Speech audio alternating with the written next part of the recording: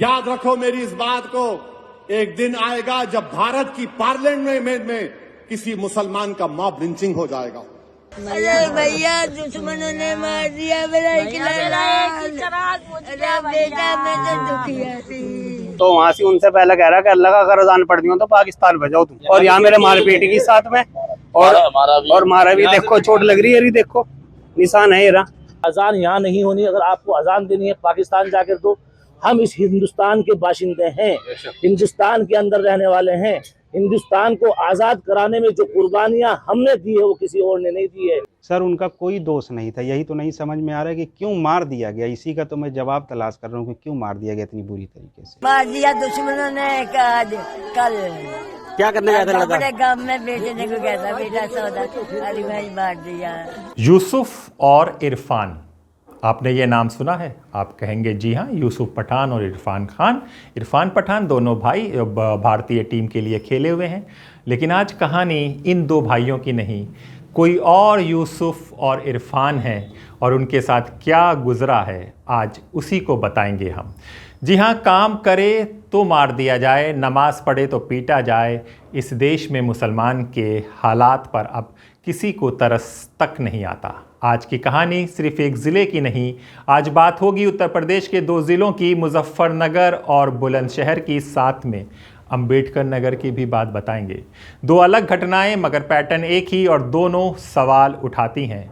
क्या मुसलमान की जान की कोई कीमत बची ही नहीं? उत्तर प्रदेश में सरकार बुलडोज़र चलाने में मशहूर है और पुलिस एनकाउंटर करके लंगड़ा करने में विख्यात। लेकिन जब किसी मुसलमान को दूसरे लोग मारते हैं तो ना बुलडोज़र चलता है, ना एनकाउंटर होता है और ना ही वो सख्ती दिखाई देती है जिस पर सरकार गर्व करती है। पहली घटना मुजफ्फरनगर, जहां मदीना मस्जिद के मौज़िम मोहम्मद इरफान को सिर्फ इसलिए पुलिस वालों ने पीट दिया क्योंकि उन्होंने अजान दी। सीसीटीवी में साफ दिखता है कैसे 3 पुलिसकर्मी उन्हें घसीटते हुए सड़क तक ले जाते हैं, मारते हैं।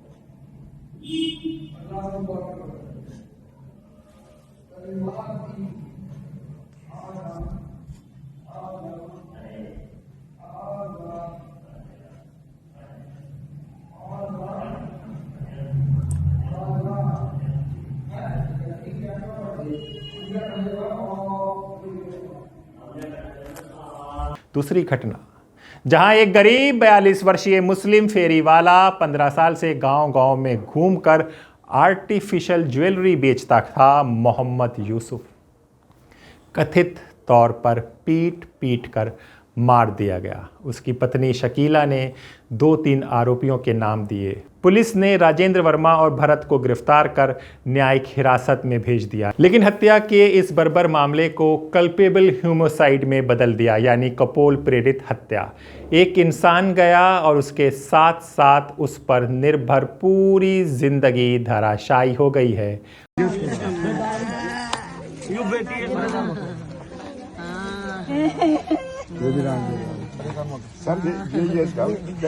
अरे भैया दुश्मनों ने मार दिया मेरा बेटा, मैं तो दुखिया थी। मैंने सबर करना 1 मिनट में खत्म कर दिया, वो भी दुश्मनों ने मारा। अब भी गाँव में भैया मेरा एक ही चिराग बुझ गया भैया। भैया दोनों बहनों का रखवारी चढ़ा गया भैया। हाँ तो जो बेटा मेरा आज कहानी इन्हीं दोनों की, साथ में एक और बात बताएंगे अंबेडकर नगर की। नमस्कार, मेरा नाम हैदर अब्बास नकवी है और आप लोग मुझको इस वक्त दा स्वतंत्र पर देख रहे हैं। मस्जिद के मौज़िम पर हमला, मुजफ्फरनगर में पुलिस पर गंभीर आरोप। मुजफ्फरनगर वो ज़मीन जहां से अक्सर समाज के लिए सबक देने वाली खबरें निकलती हैं, लेकिन आज की कहानी सिर्फ एक खबर नहीं बल्कि एक सवाल है। क्या अजान देना अब अपराध है? क्या इबादत की आवाज़ पर भी अब डंडे उठने लगेंगे? बुधवार की सुबह थी, उत्तर प्रदेश का मुजफ्फरनगर जगह था और थी स्थित मदीना मस्जिद अचानक सुर्खियों में आ गई। कारण मस्जिद के मौज़िम मोहम्मद इरफान पर पुलिसकर्मियों का कथित हमला। सोशल मीडिया पर वायरल हो चुके सीसीटीवी फुटेज में साफ दिखाई देता है 3 पुलिस वाले मस्जिद के गेट से इरफान को खींचते हुए बाहर ला रहे हैं, उन्हें धक्का दे रहे हैं, मार रहे हैं और सड़कों पर घसीटते हुए ले जा रहे हैं। इरफान का बयान। इरफान कैमरे के सामने टूटे हुए शब्दों में बताते हैं, मैंने सुबह अजान दी और बाहर निकला। 2 पुलिस वाले पहले से खड़े थे, फिर एक इंस्पेक्टर आया, उसने मस्जिद का गेट बंद करने की कोशिश की। मैंने पूछा क्यों? उसने कहा अजान किसने दी? मैंने कहा मैंने। वो बोला क्यों दी? मैंने कहा हमारे पास अनुमति है। इरफान बताते हैं कि अनुमति पत्र मस्जिद के गेट पर चिपका था, लेकिन इंस्पेक्टर ने उसे फाड़ दिया। परमिशन फाड़ने के बाद उसने मुझे खींचा, पीटना शुरू कर दिया, गालियां दी, ऐसी बात जो मैं बयां भी नहीं कर सकता। अजान पढ़ के यहाँ गेट में अजान पढ़ के मैं यहाँ से 2 लड़के पहले ही खड़े थे पुलिस वाले, तो उन्होंने कहा अजान नहीं हो गया। मैं कहा जी अजान तो होने वाली है अभी। तो मैंने अजान पढ़ दी जाके। तो मैं जैसे अजान पढ़ के यहाँ गल्ला रख रहा था तो आते ही उसने पता नहीं उन्होंने पुलिस वालों ने उन्होंने फ़ोन करके यहाँ बुलाया। तो जब भी 3-4 और आ लिया दरोगा आ लिया। तो यहाँ क्या अल्लाह अजान की परमिशन किसने दी? मगर अजान से पहले से ही हो रही। पहले माइक पे हमारे वो थे और माइक लगे थे, हमने उतार लिया उनके कहने से ही। फिर एक माइक की इजाज़त दी थी और परमिशन भी हमारे एक पे ही है। तो उन्होंने कह लिया परमिशन कहाँ है? मगर ये लग रही। तो उन्होंने परमिशन उखाड़ के फेंक दी। तो कह रहे थे पिछवा परमिशन को भी तुम्हारी। अच्छा, आप ये होगी नहीं। आपको ये कहा कि आपकी परमिशन को आपके जी उन्होंने दुआन देने। और वहाँ से जाके थाने में मुझे सुबह ही उन्होंने जाके जब ये हमारे साथ ही अंदर गए नमाज के बाद, तो वहाँ से उनसे पहले कह रहा कि अल्लाह का अगर अजान पढ़ दियो तो पाकिस्तान भेजाओ तुम, यहाँ तुम्हारा कोई काम नहीं है। दरोगा ने कही ये बात उसने जिसने मेरे बजाय आया सी। और यहाँ मेरे मारपीट की साथ में और मारा भी। देखो चोट लग रही है, ये देखो निशान है, ये रहा पैर में लग रही निशान देखो। और वीडियो कैमरे लगे हुए हैं बाहर भी। मोटरसाइकिल पे उखाड़ के मेरे से 2 मुक्के यहाँ मारे। देखो अब तक दर्द है, चेक एक्सरा करा लो। एक बार रिपोर्ट करा के इनकी जांच हुई। और आंख से भी यहाँ देखो, यहाँ से निशान है और यहाँ भी दर्द हो रहा आंख पे क्योंकि मुक्का मारा उन्होंने। कैमरे में आया, कैमरे लगे हैं। आपके माध्यम से हम ये पूछना चाहते हैं कप्तान साहब से, एसपी साहब से, एसपी सिटी साहब से। अभी हम लोग उनसे मिले हैं। उन्होंने ये कहा है कि हम जांच कर रहे हैं। अब इससे बड़ी जांच और क्या हो सकती है बताओ? एक दरोगा, एक जिम्मेदार और गाली उसने ये कहा अपनी माँ को यहाँ लाओ तुम्हारे। अरे ये बात कही उन्होंने, इतनी बुरी बात कही उन्होंने। साले का था जिक्र। एक आप घबराओ नहीं, आप घबराओ नहीं, आपके साथ में भाई। चलो कानून है, हम मान ले कानून है, मगर ये थोड़ा गाली दे और मारे इनके। गाली देना कौन सा कानून कहाँ लिखा मैं बताओ? हमें दिखाओ, नहीं जानते कुछ। ये कहा है हम हाँ मेरे मारे ये मुख्य वीडियो मारे थी, कैमरे लगे हुए हैं यहाँ से। और यहाँ से पकड़ के घसीट के मुझे मोबाइल, और वहाँ भी कैमरे लगे हुए बाहर, वहाँ मुख्य बजाय मेरे कमर में। आप बिल्कुल न घबराएं, जमीयत आपके साथ है, शाना बशाना तैयार खड़ी है इंशाअल्लाह, और हमेशा हर हाल में तैयार खड़ी रहेगी।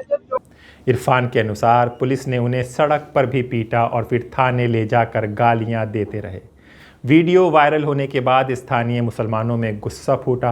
मुस्लिम सामाजिक संगठनों का प्रतिनिधिमंडल एसएसपी कार्यालय पहुंचा और आरोपियों को निलंबित करने तथा एफआईआर दर्ज करने की मांग की। परमिशन को एक जानिब रख करके और उनके साथ दुर्व्यवहार किया गया, गलत मामला किया गया, ये अच्छी बात नहीं है। और हमने कप्तान साहब से ये मांग की है कि ऐसे पुलिस अधिकारी को जो इस तरह का व्यवहार करते हों इनको फौरन निलंबित किया जाए। उन्होंने आश्वासन और जमीयत उलेमा-ए हिंद के स्थानीय नेता ने कहा, हमारे पास लगातार शिकायतें आ रही थीं।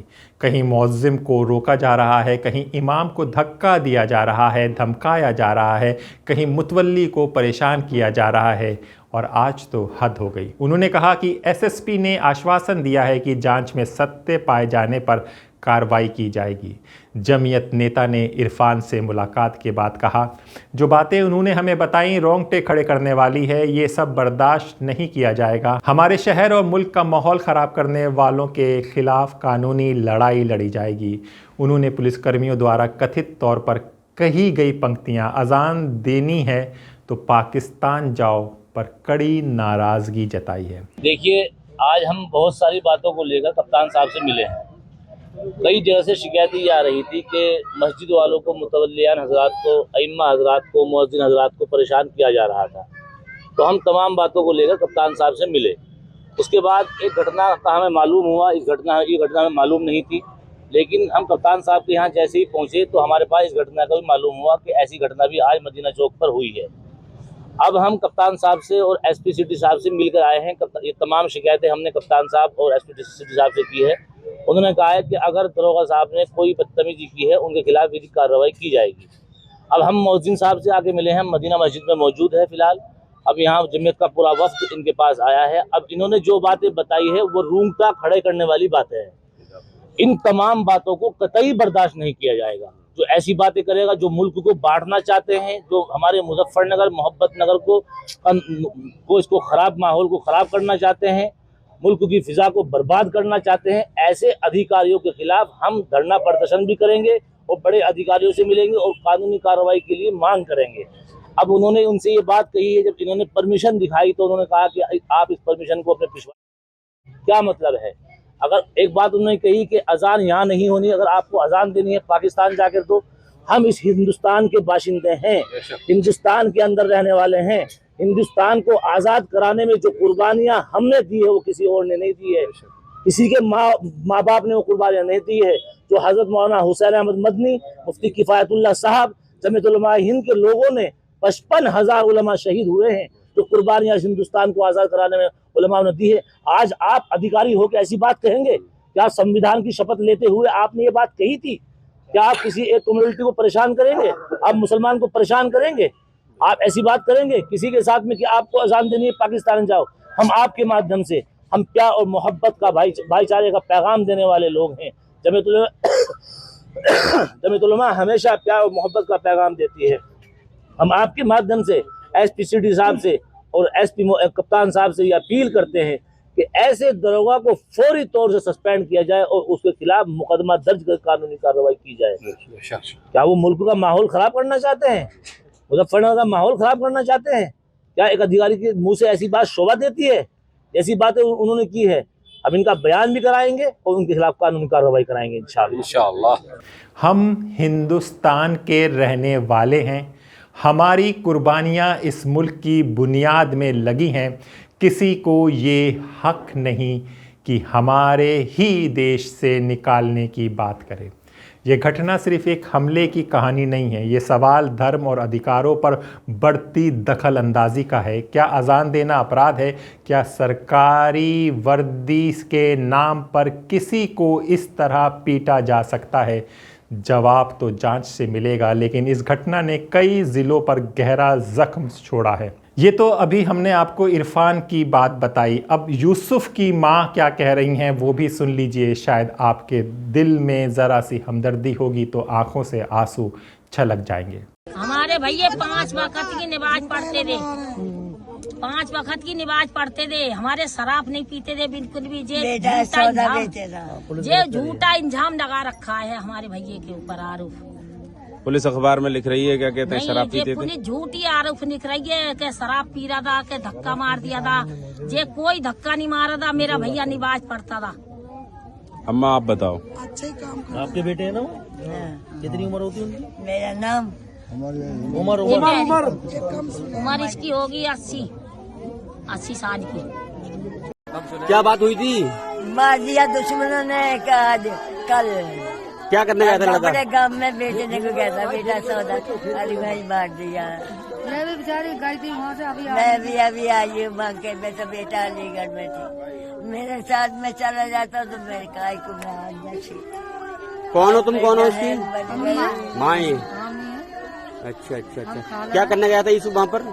क्या करने गया था यूसुफ? क्या करने गया था? यूसुफ वहाँ सुबह सौदा बेचने को गया था गांव में। गांव वालों ने पकड़ लिया मार दिया। क्या सौदा बेचता था? सौदा बसात खाना बेचा। क्या क्या बेचता था? बसात खाना दे लेके जा रहा। कितने बच्चे हैं यूसुफ के? बच्चे कितने हैं? बच्चे भैया 4 लड़के 2 लड़की 2 बहन। ये लोने अभी एक बड़ा है। तो ये तो इरफान और यूसुफ की कहानी थी, लेकिन ज़ियाउद्दीन की कहानी इससे भी दर्दनाक है। जी हाँ, राष्ट्रीय मानव अधिकार आयोग NHRC ने उत्तर प्रदेश सरकार को आदेश दिया है कि वो ज़ियाउद्दीन नामक व्यक्ति की पुलिस हिरासत में हुई मौत के मामले में उसके परिजनों को 4 सप्ताह के भीतर 10 लाख रुपए का मुआवजा दें और भुगतान का प्रमाण आयोग को उपलब्ध कराएं। ज़ियाउद्दीन की मौत सुनिएगा मार्च 2021 में अंबेडकर नगर में कथित पुलिस यातना के बाद हुई थी। आयोग ने अपनी रिपोर्ट में यूपी पुलिस की कड़ी आलोचना करते हुए कहा कि पुलिस ने तथ्यों को जानबूझकर छिपाया और मृतक के शरीर पर पाई गई विभिन्न चोटों को लेकर कोई संतोषजनक स्पष्टीकरण नहीं दिया। पोस्टमार्टम रिपोर्ट में ज़ियाउद्दीन के शरीर पर 8 स्थानों पर चोटों के निशान दर्ज थे। आयोग ने कहा कि रिपोर्ट ये स्पष्ट नहीं करती कि ये चोटें कैसे और कब लगीं, जबकि व्यक्ति पुलिस की ही कस्टडी में था। NHRC ने राज्य सरकार की ओर से दिए गए शो कॉज नोटिस के जवाब को खारिज करते हुए दोहराया कि उपलब्ध सामग्री से ये स्पष्ट होता है कि मौत पुलिस हिरासत के दौरान ही हुई। आयोग ने क्या कहा वो सुन लीजिए। जब हमारे सामने कोई ऐसा तथ्य नहीं है जो ये दर्शाए कि मृतक पुलिस हिरासत में नहीं था, तो पुलिस द्वारा दिया गया बचाव तर्क केवल अपनी कार्रवाई को ढकने का प्रयास प्रतीत होता है। शिकायतकर्ता मृतक के भाई शहाबुद्दीन के अनुसार सुनिएगा ये कहानी दिल दहला देगी। 25 मार्च 2021 को सब इंस्पेक्टर देवेंद्र पाल के नेतृत्व वाली पुलिस की एक SWAT टीम ने ज़ियाउद्दीन को तब पकड़ा जब वो अपने एक रिश्तेदार के घर जा रहे थे। 25/26 की रात हमारी भाभी के नंबर पे फ़ोन आता है कि ऐसे ऐसे उनकी तबीयत ठीक नहीं है, और ये नहीं बताया गया कि कहाँ है वो इस वक्त। फिर हमारे यहाँ पवई थाने से फ़ोन आता है 2 लोगों के पास कि ज़ियाउद्दीन की तबीयत ठीक नहीं है। फ़ोन थाने से भी क्लियर नहीं बताया गया कि मतलब वो कहाँ हैं। तो हम लोग यहाँ करीबी जलालपुर हमारे एक विधायक जी हैं सुभाष राय जी, उनके पास गए, उनसे सारी चीज़ें जब बताई, वो फ़ोन लगाए तो कहे कि ऐसे ऐसे हम लोग उठाए थे, मतलब डेड हो गई है, फलानी जगह वो फलाने हॉस्पिटल में है। तब हम लोग गए वहाँ पे, अपना देखे तो डेड बॉडी हम लोग, फिर हम लोगों ने अपना वही तहरीर वरीर दिया वहाँ पे, फिर मौचरी हाउस ले गया, उनका पोस्टमार्टम। हाई कोर्ट हम सर घटना होने के 10 से या 15 दिन के बाद ही गए। मुझे लोकल लेवल पे बहुत भरोसा नहीं है सर, इसीलिए मैं हाई कोर्ट का सहारा लिया। अभी रिपोर्ट नहीं दिए हैं टांडा मजिस्ट्रेट, वो हाई कोर्ट वाले जो हैं वो कह रहे हैं कि अभी वहाँ से रिपोर्ट आएगी तभी हम कुछ आगे बढ़ा पाएंगे। इस मैटर में उठाए सर ये भी नहीं पता, क्योंकि भाई का कोई आपराधिक मामला तो था नहीं, वो तो सिंपल आदमी थे, ना उनको कभी किसी किस्म की बीमारी भी थी, बड़े स्वस्थ थे वो। सर उनका कोई दोष नहीं था, यही तो नहीं समझ में आ रहा है कि क्यों मार दिया गया। इसी का तो मैं जवाब तलाश कर रहा हूँ कि क्यों मार दिया गया इतनी बुरी तरीके से, कि एक इंसान की मतलब इतनी सस्ती जान है कि इतनी मतलब बुरी तरीके से उनको मार दिया गया। क्या कसूर था उनका? अगर वो अपराधी होते तो सर सब्र हो जाता कि चलो मेरा भाई अपराध करता था, आज उसका अंत हो गया। कुछ घंटों के बाद परिवार को उसकी गिरफ्तारी की सूचना दी गई। परिजनों का आरोप है कि ना तो उसकी कोई मेडिकल जांच कराई गई और ना ही तुरंत पोस्टमार्टम किया गया। पुलिस का कहना था ज़ियाउद्दीन को एक प्रयास से हत्या अटेम्प्ट टू मर्डर मामले में कॉल डिटेल रिकॉर्ड्स के आधार पर पूछताछ के लिए उठाया गया था। पुलिस ने यह भी कहा कि व्यक्ति की सेहत पूछताछ के दौरान बिगड़ गई और उसे डट हॉस्पिटल ले जाया गया, जहां 26 मार्च 2021 को रात 1:45 पर उसकी मौत हो गई। पोस्टमार्टम रिपोर्ट में ज़ियाउद्दीन के हाथ, पैर, नितंबो, अब्रेशन, कंट्यूजम, घर्षण और चोट के निशान दर्ज किए गए। मौत का कारण एंटेमॉर्टम फेफड़ों की चोटों के कारण हाइपोक्सिया और शॉक बताया गया। एफआईआर दर्ज, लेकिन बाद में पुलिस ने क्लोजर रिपोर्ट दे दी। ये सब चल रहा है, क्या हमें खबर है? क्योंकि मेन स्ट्रीम मीडिया में ये खबरें अब दिखानी बंद कर दी गई हैं। याद रखो मेरी इस बात को, एक दिन आएगा जब भारत की पार्लियामेंट में किसी मुसलमान का मॉब लिंचिंग हो जाएगा। वो दिन दूर नहीं है, वो दिन दूर नहीं है, क्योंकि हिटलर की जब हुकूमत थी तो हिटलर की हुकूमत में लिखा जाता था यहूदियों से बच के रहो, ये जर्मनी के लिए खतरा है। आज यहूदी लफ्ज को निकाल दो, मुसलमान लिख दो उस पर।